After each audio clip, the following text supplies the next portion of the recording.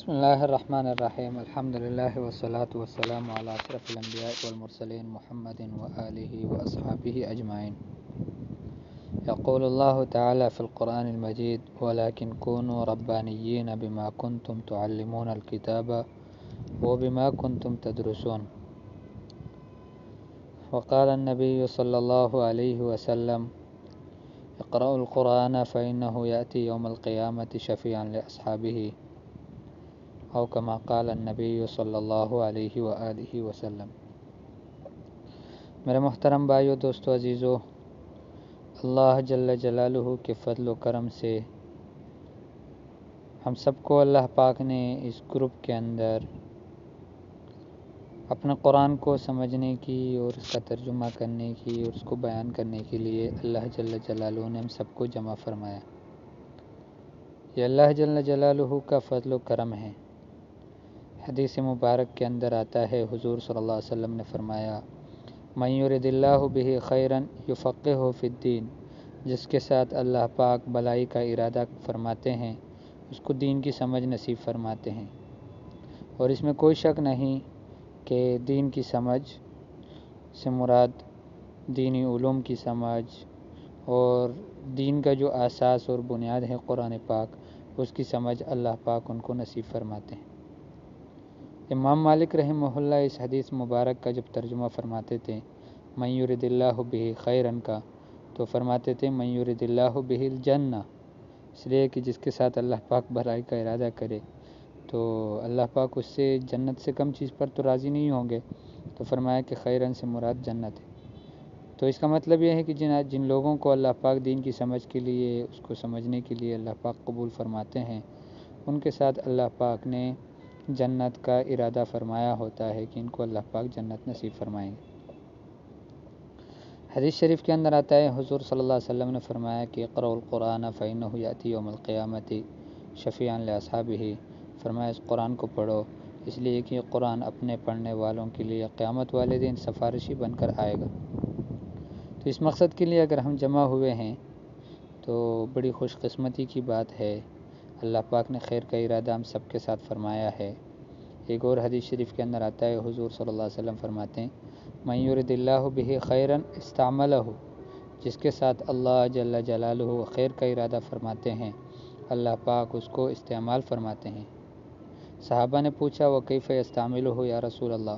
اے اللہ کے رسول ان کو کس طرح استعمال فرماتے ہیں؟ فرمایا یوفقہ للعمل الصالح قبل الموت، مرنے سے پہلے اللہ پاک ان کو نیک عمل کی توفیق نصیب فرماتے ہیں۔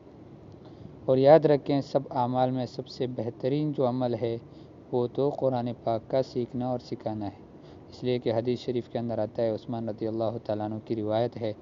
حضور صلی اللہ علیہ وسلم نے فرمایا خیرکم من تعلم القرآن وعلمہ، تم میں سب سے بہترین لوگ وہ ہیں جو قرآن کو سیکھیں اور دوسروں کو سکھائیں۔ اس سے بہتر کوئی ہو نہیں سکتا جو قرآن کی خدمت میں مشغول ہو، قرآن کو سمجھنے میں مشغول ہو، قرآن کے پڑھنے اور پڑھانے میں مشغول ہو، یہ سب سے بہترین طبقہ ہے اللہ کی نظر میں۔ اسی لیے ایک بزرگ کے بارے میں کتابوں میں ہم نے پڑھا، فرمایا کہ اگر مجھے فرشتہ بتا دے کہ یہ آج کا دن آپ کی زندگی کا آخری دن ہے، تو فرمایا کہ میں اس کو مدارس کے طلباء کے ساتھ گزار کر قرآن کو سمجھنے اور اس کو پڑھنے میں صرف کروں گا، قرآن کے سیکھنے میں صرف کر دوں گا، اس لیے کہ ان سے بڑھ کر میری نظر میں کوئی اعلیٰ درجے کے لوگ نہیں ہوتے جو قرآن کو سیکھنا چاہتے ہیں۔ تو اللہ جل جلالہ نے ہم سب کو بھی ان کے ساتھ تھوڑی بہت مشابہت نصیب فرمائی کہ ہم بھی اسی مقصد کے لیے اکٹھے ہو گئے ان گروپوں کے اندر کہ ہم بھی قرآن کے ترجمے کو سیکھیں گے۔ اللہ جل جلالہ سے ہم سب دعا مانگے کہ اللہ پاک ہم سب کو اخلاص کے ساتھ اور عافیت کے ساتھ استقامت کے ساتھ اپنی رضا کے لیے ہم سب کو اللہ پاک دین کی قرآن پاک کی تعلیم کو سیکھنے، سکھانے اور اس پر عمل کرنے کی اللہ پاک ہم سب کو توفیق دیں۔ دیکھو میرے دوستو عزیزو، ساری چیزوں کو ہم نے سیکھ لیا، اللہ جل جلالہ کا کلام جن کو ہم نمازوں میں پڑھتے ہیں اور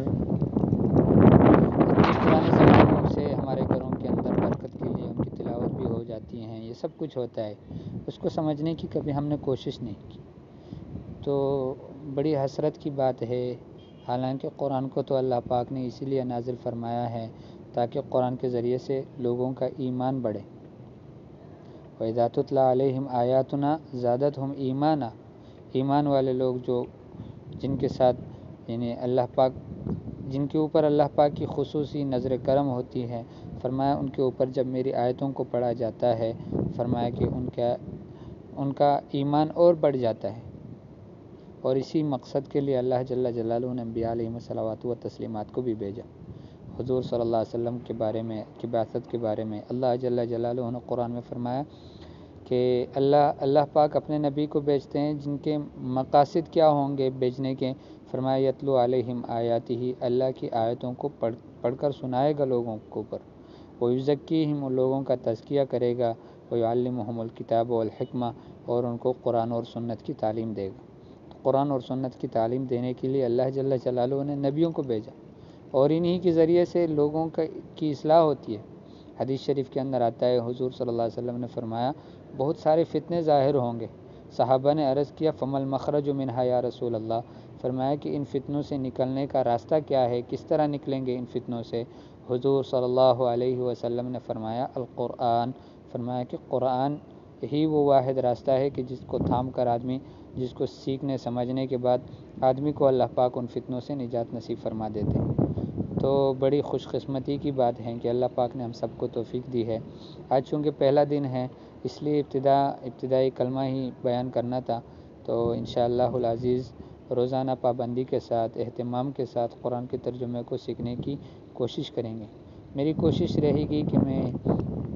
صرف جو ضروری باتیں ہوں ترجمے کے علاوہ ان کو کر کے، باقی زیادہ سے زیادہ توجہ ہم قرآن کے ترجمے پر دیں، یعنی لفظی ترجمہ بھی ہمیں بالکل یاد آ جائے اور بامحاورہ ترجمہ بھی ہو، ٹھیک ہے۔ تو اس کے لیے پہلے تو یہ سوچا تھا کہ 2 وقت کی پڑھائی ہو روزانہ، اور بہت اچھی بات ہے، بہت مبارک حوصلے کی بات ہے اگر اس طرح ہو جائے، لیکن اب بھی ساتھیوں کے مشورے سے یہ طے ہوا ہے کہ 2 وقت کی پڑھائی نہ ہو، بلکہ روزانہ 1 درس ہو، اور پورا ہفتہ ہو، صرف جمعے کو چھٹی ہو۔ تو انشاءاللہ العزیز شروع اسی طرح سے کرتے ہیں، 10-15 منٹ کا درس ہوگا روزانہ، اور اس میں ہم ترجمہ کریں گے قرآن پاک کا ان 2 سورتوں کو جو ہم نے طے کر دیا ہے کہ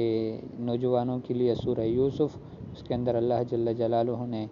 بہت عجیب اور غریب، اللہ پاک نے خود فرمایا احسن القصص ہے، سارے قصوں میں بہترین قصہ ہے، اور نوجوانوں کے ساتھ اس کا خاص تعلق ہے۔ تو اس قصے کو، اس سورت کا ترجمہ اور تشریح انشاءاللہ کریں گے ایک گروپ کے اندر، اور دوسرے گروپ کے اندر سورہ نور، جس میں اللہ جل جلالہ نے عورتوں کے مسائل کا ذکر فرما کر ان کے عفت اور پاک دامنی اور عصمت کے بارے میں پوری صورت اتاری ہے، تو اس کی تشریح انشاءاللہ مستورات کے بیان میں کریں گے۔ تو انشاءاللہ العزیز یہ ہماری ترتیب رہے گی، کوشش رہے گی کہ 10-15 منٹ کا کلپ ہو تاکہ اس کو سننے میں آسانی ہو۔ تو انشاءاللہ العزیز اس طرح سے ہم اس سبق کو شروع کریں گے۔ باقی اللہ پاک سے ہم سب مانگیں، اللہ پاک ہم سب کو عافیت کے ساتھ رکھے، اور سب سے بڑی بات یہ ہے کہ جتنی بھی دنیا کے اندر ظاہر ہونے والے فتنے ہیں، سب سے ہماری حفاظت فرمائے، اور قرآن کے ذریعے سے بھی اللہ پاک ہم سب کی گمراہی سے ہم سب کو بچائے۔ کتنے سارے لوگوں کے بارے میں سنا، حدیث شریف کے اندر بھی آتا ہے، حضور صلی اللہ علیہ وسلم نے فرمایا ان اللہ یرفع بہذا الکتاب اقواما ویضع بہ آخرین، کچھ لوگوں کو اس کتاب کے ذریعے سے اللہ پاک بلند مرتبے کرتے ہیں، ان کے درجوں کو اونچا کر دیتے ہیں، اور کچھ کو پست اور ذلیل کرتے ہیں۔ اور قرآن کے اندر اللہ پاک نے فرمایا کہ یہدی بہ کثیرا ویضل بہ کثیرا، اس قرآن کے ذریعے سے بہت سارے لوگوں کو اللہ پاک ہدایت نصیب فرماتے ہیں، اور بہت سارے لوگوں کو گمراہ کرتے ہیں۔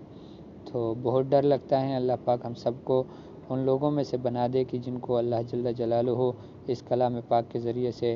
ہدایت کا ذریعہ بنائے، خود بھی انہیں ہدایت مل جائے اور دوسرے لوگوں کے لیے بھی ہدایت کا ذریعہ بنائے، اور ہمیں ہر قسم کی فتنے اور شرور سے اللہ ہم سب کی حفاظت فرمائے۔ آج اسی پر اکتفا کرتے ہیں، بس ایک درخواست میں ضرور کروں گا، اور شروع کے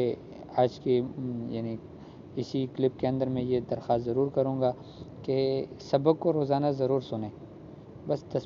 10 منٹ کی بات ہوگی، 10-15 منٹ کی، اگر اتنا سارا وقت ہم دوسری چیزوں میں صرف کر سکتے ہیں تو ایک دفعہ سننے سے انشاءاللہ ہمیں فائدہ ہوگا۔ ایک دفعہ سنیں گے، پھر ہر روز اگر ایک دفعہ بھی سنیں گے تو انشاءاللہ فائدے سے خالی نہیں ہے، قرآن کی بہت ساری معلومات ہم سب کو ہو جائے گی، اور بہت سارے اللہ جل جلالہ کے احکام ہمیں معلوم ہو جائیں گے۔ اللہ جل جلالہ نے اپنے کلام کے اندر بہت نور رکھا ہے، وہ نور ہم میں منتقل ہو جائے گا، اس لیے کہ علماء سے ہم نے یہ سنا، فرمایا کہ قرآن پاک کی، اور واقعی بات ہے کہ قرآن پاک کی ایک ایک آیت کے اندر، ایک آیت نہیں، ایک حرف کے اندر اللہ جل جلالہ نے اس سورج کے نور سے زیادہ نور رکھا ہے۔ سورج میں اتنا نور نہیں ہے جتنا اللہ جل جلالہ نے ایک ایک حرف کے اندر اس نور کو رکھا ہے، اور کیوں نہ رکھا ہو، جبکہ خود اللہ پاک فرماتے ہیں لو انزلنا هذا القرآن على جبل، فرمایا کہ اگر اس قرآن کو ہم پہاڑ پر اتارتے لرأیتہ خاشعا متصدعا من خشیت اللہ، فرمایا اللہ کے خوف سے آپ ان کو ریزہ ریزہ اور ڈرا ہوا، اللہ پاک فرماتے ہیں کہ ان کو تم دیکھتے، یہ حالت ان کی ہو جاتی کہ اس کو برداشت نہیں کر سکتا، لیکن انسان نے اس کو اٹھا لیا اس امانت کو۔ تو اس لیے دوستو عزیزو، سب سے درخواست ہے کہ انشاءاللہ پابندی اور اہتمام کے ساتھ خود بھی اس یعنی کار خیر میں شریک ہوں گے، اور دوسروں کو بھی انشاءاللہ ترغیب دیں گے، خالص اللہ کی رضا کے لیے انشاءاللہ قرآن کی تعلیم کو عام کرنے میں ایک دوسرے کے معاون اور مددگار بنیں گے۔ تو اللہ پاک مجھے بھی توفیق نصیب فرمائے صحیح قرآن کی تشریح اور ترجمہ کرنے کی، اور آپ بھائیوں کو بھی، اور جتنی مستورات ہیں ان بہنوں کو بھی اللہ جل جلالہ قرآن پاک کی سمجھنے کی، اور اس پر عمل کرنے کی، اور دوسروں تک پہنچانے کی ہم سب کو توفیق نصیب فرمائے۔ وآخر دعوانا ان الحمد للہ رب العالمین۔